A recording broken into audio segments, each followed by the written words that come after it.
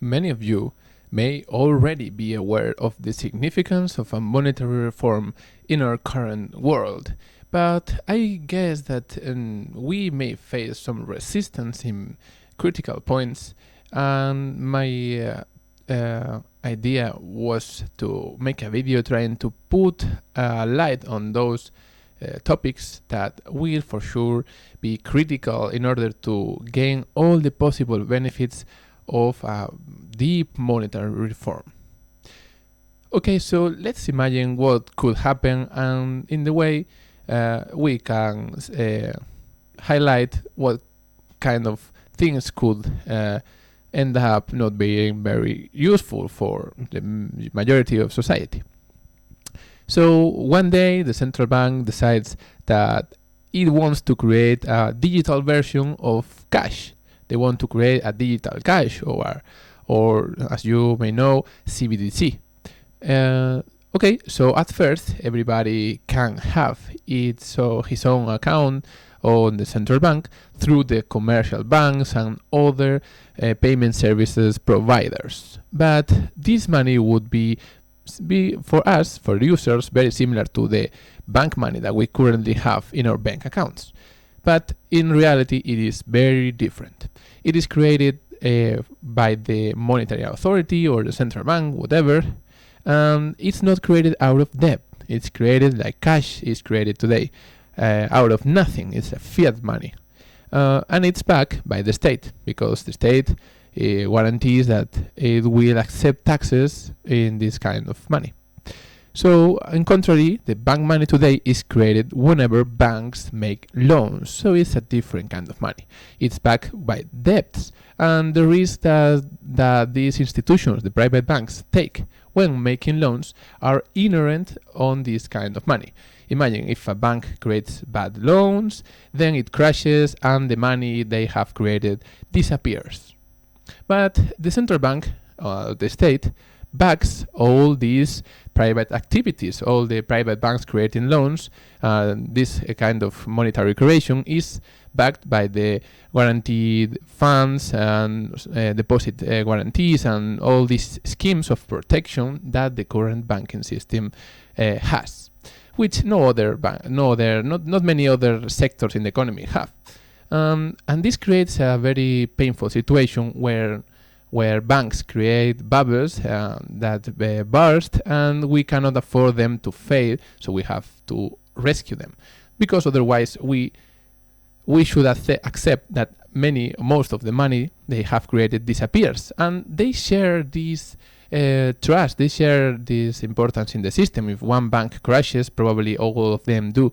So it's impossible for them to let that the state lets them crash. So they are free from market forces. They can create or assume a lot of risks, and they do. And this is very profitable for them. And then when the thing goes wrong, the state pays for the bill. So, okay, the central bank now has this new digital cash system. You can choose to have your money in the bank account or in the central bank account. For practical purposes, it would be very much the same. But think about this.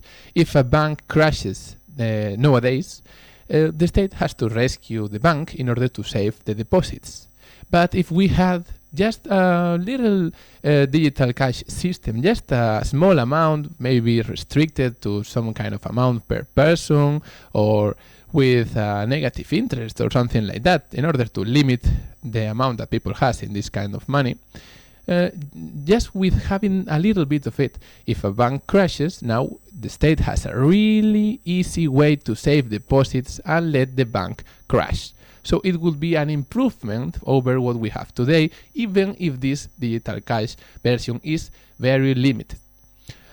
Why should it be limited? Well, the banking sector has a lot of privileges today, and it's very used to and comfortable in their business model, where the state backs all their private money creation activity. So in a sense, they don't have much to win changing the system. But the the state has a lot to win doing this and creating a digital money system. What is the problem? That if we create a digital version of money, digital version of cash that is so much better than the bank money, what would people do? They would move their deposits from bank money to the central bank. And this will or would create a bank run, which is a monetary crisis, a financial crisis. So in order to avoid this, the transition has to be made slow in purpose to protect the current banking sector. And as I think it's good to give them a chance to readapt to a new monetary system, but it's important for society that we don't let the banks keep their money creation activities for much longer than they do today. So the first thing that I want to very much clarify is that we have to push forward in order to definitely at the end remove the banking sector capacity to create the state money. The state should only back their own money, the money that they create themselves, the state. And the banks, if they want to create their base money, they have to accept, they have to make it different from the state money, and the people that want that choose to use this kind of money, which is bank money, they should be in charge of the risks associated with them. So if a bank crashes, you lose your deposits. You know there is a risk having bank money over there.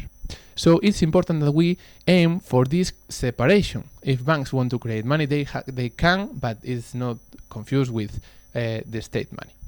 And this is an important question.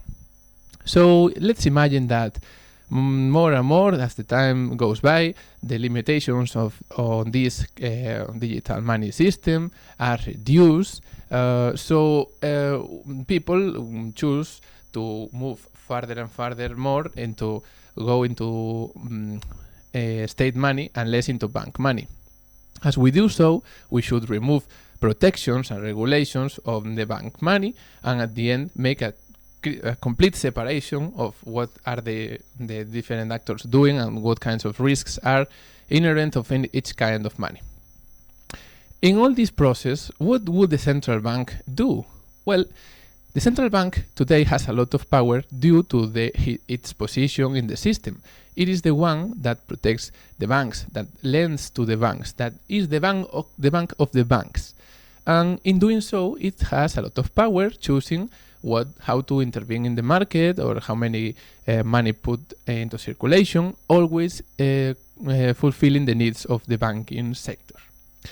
If the banks stop to create the state money, the central bank should reduce their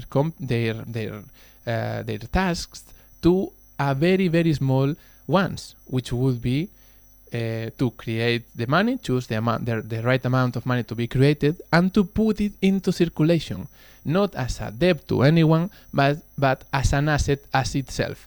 It shouldn't have the central bank anymore. It shouldn't have assets and liabilities, because it would stop being a bank, and it would be more like a monetary register or property. The monetary property of each person should be there. It should provide an infrastructure for every other market participant to offer payment services to society. But at the end, it should not be more than this, a database of how money has each one. It should also perform some of their current tasks, like creating the coins and bills, and to try to control inflation through monetary creation. But it should stop controlling interest rates. It should stop buying corporate bonds or state debt. It should stop all these banking activities that it does today. And it should liberate all the assets that the central banks are hoarding today. So that's another important question, because if these assets are liberated, then it's an income for every other participant in the economy, like states or society or the market. So also there is two important questions that the central bank or the monetary authority should perform, which would be to analyze private money creation, and if private money becomes so widely used that it is a systemic risk in case of failure, it should obligate these private entities to back their newly money creation by safe money, this central bank digital money created by the state, so that they, in practice, are not allowed to keep creating money more and more. So the control over the whole monetary mass should be in this institution, which should be also be like in a separation of powers. If we want guarantees in a state, in this institution, it should be a little bit independent from governments, at least in the short term. What about the medium and long term? Well, I think this authority should also consider other kind of objectives, medium and long-term objectives of the states that it represents, such as fighting climate change or reducing or eliminating at all the unemployment.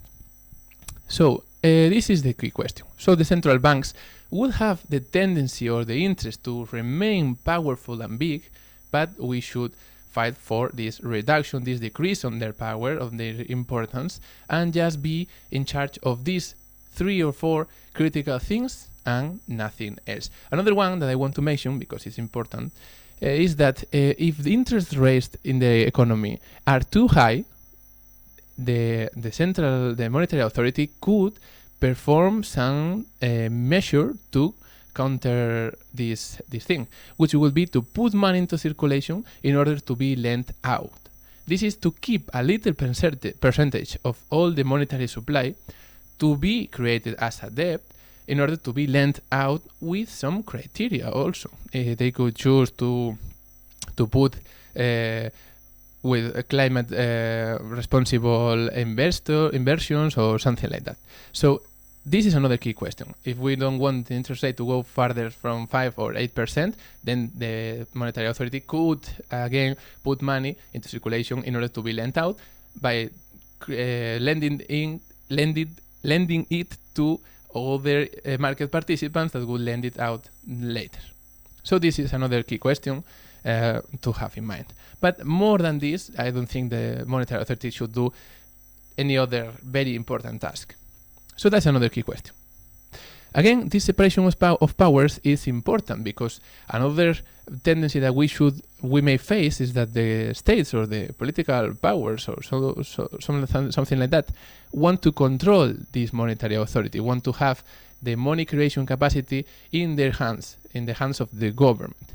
And I don't think this is wise, because governments sometimes, they represent the general interest and they are elected democratically.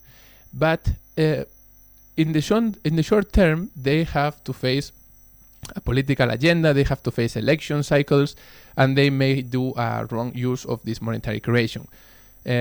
Also, if we allow this monetary authority to lend to the government at 0% interest, we are in practice giving the government the power to use as much money as they want, so that the more the government wants to use this power, the less the market will have money to be used for other things. I think that we should consider that the state also creates value and is an important player in the economy, but I think that it's better to have a level playing field for every market participant and the state. They should be equal in order regarding being able to borrow money. So this is another important question that we should put forward. Let's keep this monetary authority as little as less as a bank as we can. So the state and other participants should borrow from the economy. An important question here is that this system would benefit the government a lot because this monetary authority would keep interest rates below a certain amount, and also this monetary institution, whenever creating new money, it would give it to the government or directly to citizens as an income. It wouldn't have a debt anywhere, so it would help reducing the government debt. It will have governments will have an income that nowadays is lost somewhere. So that's an important question. Also, this monetary well, the governments could create banking, public banking services and so on, but they wouldn't control the creation of money. This is an important thing. I know I am leaving something behind now, but maybe it comes later. So yes, this will be the thing. We want a little bit of independence on this monetary authority from the states. Okay, that's an important question. Another thing, we would then be in a more like a sovereign money system where the state money is created by the state, and every market participant can create their own kind of money, community currencies, cryptocurrencies, and so on. They could exist, and they should, because I think we have to promote diversity and experiments to counterbalance this power of the state creating the nation's currency. We should allow society to be free to use whatever money they want. But again, the condition is that if a kind of a money becomes so widespread that it becomes a systemic risk when failing, we should make this money creation be backed up with safe money. Because I think there is no safer thing than the state itself, than the money that the state creates. So this is a guarantee that every market participant assumes the risks that they want, participating in whatever kind of currency they want. So this is an important thing. Again, there is another key question here in order to balance and guarantee that this money that the state creates preserves privacy and is not used against the people and is a good kind of money, which is to preserve cash, to preserve physical money, coins and bills. This guarantees that we as society have an alternative that preserves our privacy very well. If we wouldn't have this, it would be easier for the central bank to reduce the privacy in this digital money system, and we couldn't use anything else. So we would have to accept it. And that's not a good thing, I think.